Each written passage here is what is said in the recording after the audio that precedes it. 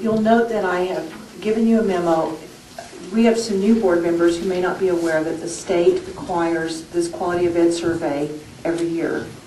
And you, as a school board, are given the opportunity to provide 5 questions. And typically what I do is, as an information item, give you the 5 questions that you used last year, and then as a action item, the next board meeting, you can either choose to select these 5 or change them or whatever you think, but it's an opportunity for you to review them and consider the questions you'd like to ask. Let me make a comment about this, and don't think I take this lightly, because I don't, but I know last year, because of some issues about whether we were truly getting the input that we needed and other things, we went out and did a Scantron type survey and trying to get more people, because it's a web-based survey that's on the It's online. PED, it's online. And the year before, you didn't get a lot of participation. So last year, you tried to go out and do the Scantron and everything. Well, I'm telling you that this year that probably won't happen for this reason, because all that information went to PED last year, approximately whenever. And we still have not got the results from that back yet. And they're telling us right now it's probably at least another 12 weeks out before we get last year's information, which will be over a year and a half out at that time. And I think this is a good idea. If the turnaround is where you can use the information.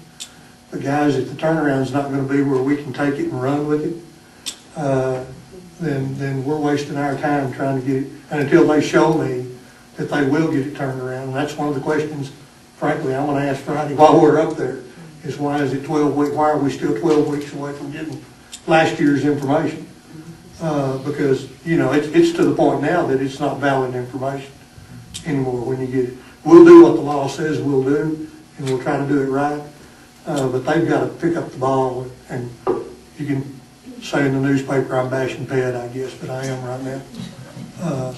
You know, they have got to start. If they're going to require us to do all this stuff, then they've got to make it where we can use the information and use the things that we need to do. So I wanted y'all to be aware of that we still don't have the information from last year. Are we required to do web-based, Dr. Hunter? We're required to do the online process. And so last year I asked, well, can we also do Scantron? So what we did, remember, is we had it online and we sent the Scantron. Now remember, it's not a secure process either. So you're really not sure if people are not going on there maybe 20 times and sending the same thing. You really don't know. But then Bob and I, it was a lot of work, if you don't mind me saying so, going through all the Scantrons, typing them up, getting them out. Then we put it all on an Excel spreadsheet that the head provided, then we sent it up to them. Then somehow it got incorporated together with the web-based information, but we've never gotten that back. And so if you talk to PED, they frown upon you doing the Scantron. Right, they don't really want like it. They want the result. I mean, they want everybody to participate, and they want it web-based. They don't want you to do the other, really and truly. But at the same time, we're not confident enough to get the information. It's not the possibility that we may have, like you say, 15, 20 people doing the same thing. Right, we're really not sure. Okay. Now, I will comment that the first year we did it, remember, it was very, very dismal how much data we got. And then each year, even with the online, it got a little better, but I wouldn't say that this has really gotten greatly improved yet. If this is information we want, then we need to figure out a way to do it locally and take care of it. If it's information that is valuable to us, for whatever reason, because going through this process is not going to get it back to you. Well, is there a certain percentage that PED is requiring, or is there an emphasis on the number of people responding?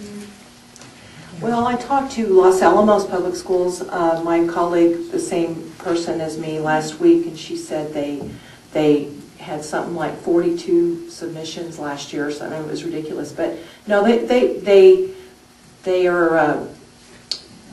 expect you to have a high level of participation.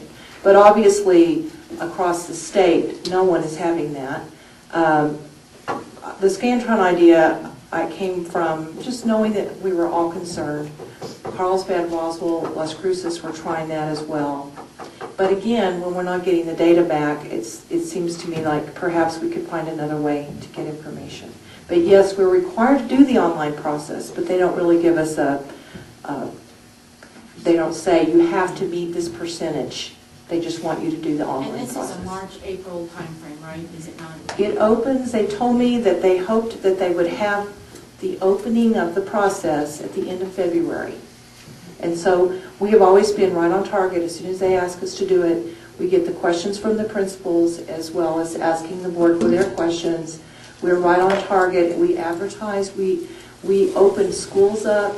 We really do a lot of work to try to get people access to computers if they don't have them.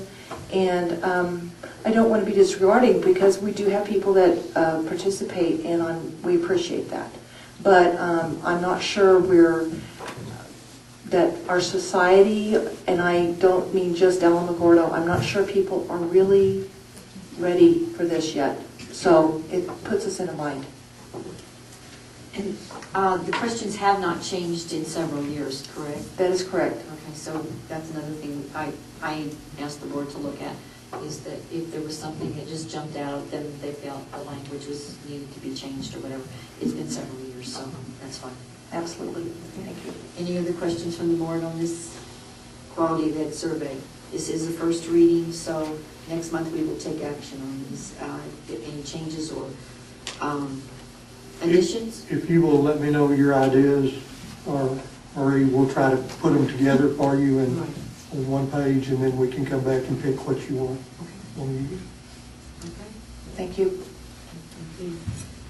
The next item is consent agenda, business and finance. Mr. Kenyon?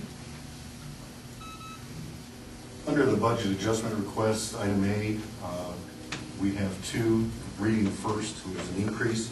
That will be our last payout for the Reading First program. And the second was a transportation increase for a fuel increase. The next was fundraisers. And the third, item C, charitable gifts, and you'll note that there was a substantial charitable gift. I stand for any questions. Any questions from the board? Do you want to take them all together? Okay, I need a motion to approve items A, 1 and 2, fundraisers and charitable gifts under consent agenda. So moved. Any second? Second. All those in favor? Aye. Aye. Any against? No. Those will pass. The Board of Education requests a letter of thank you be issued to the individuals who made a donation to the district. And I need a motion now. Oops, I'm sorry. We already approved that. And we're moving down to information to the board. Let the record reflect that the board has reviewed all financial reports for the month of December. And then we go on to other items of business. Grant for easement to the city of Alamogordo. Mr. Flynn. Madam President, members of the board, Mr. Harris, now we get to one of the other really exciting portions of the evening. Okay. The city of Alamogordo has asked us to grant them 2 construction and maintenance easements along our property on South Florida. I recommend approval as granting these easements will allow them to provide some drainage that will only increase the value of the property to us. Any questions from the board? We're going to take this item by itself. Item A, grant of easements to the city of Alamogordo. I need a motion to approve. So moved. Second. All those in favor? Aye. Any against? Thank you. Thank you.